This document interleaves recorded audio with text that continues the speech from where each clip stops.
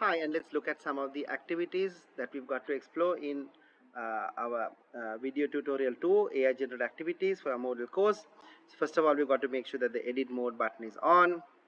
And under activities, we had to include a support forum. And the support forum is basically a forum activity which does not have any type of rating or grading. So these are the two areas which we would keep blank, rating and grading. And this is a very simple way of making like a support forum. So that's one. Another one is a graded activity. This one is an example for whole forum grading, where we ask students, here in my case experience in the labor room, and under the whole forum grading I have given a point. So where the whole forum would be having one single grade, and this is another activity. Another activity which we will set up is the ratings one. A rating would give ratings for individual posts. So let's look at that. I have made an activity for that.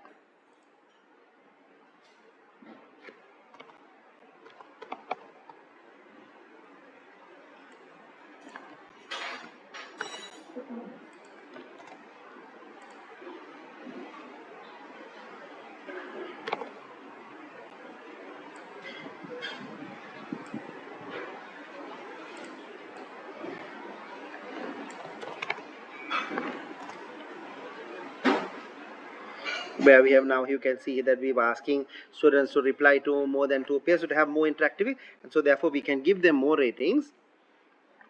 And under the rating option, we would say the average of ratings to finally give a grade out of 100.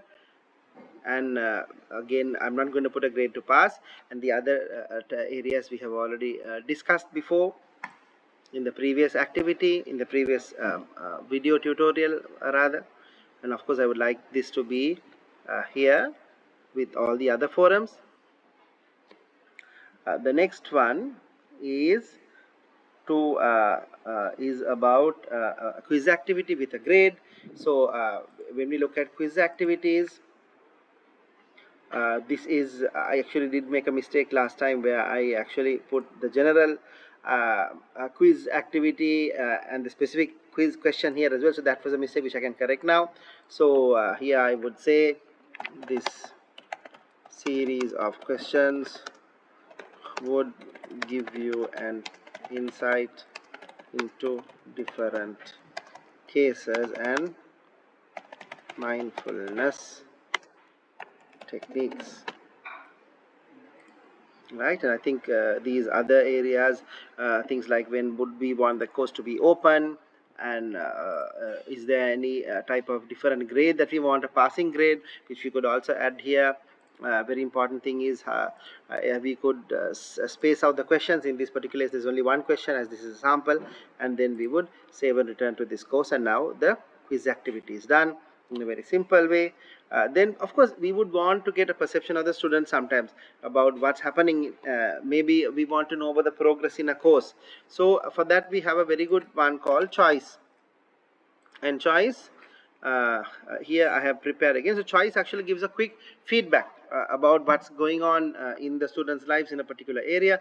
So I'm going to show one example here, and what I'm going to do is I'm going to talk about how are you feeling about a main midwifery program, because this is just a breakaway part, right? And ask them to check in and give us an idea about. I maybe would like to put this in front because this is something that I want the students to do. I would like the students to be able to update this, because they would have in their journey going forward. I would like them to keep on coming back to this, right? And I have made some pre-made sample options here, right?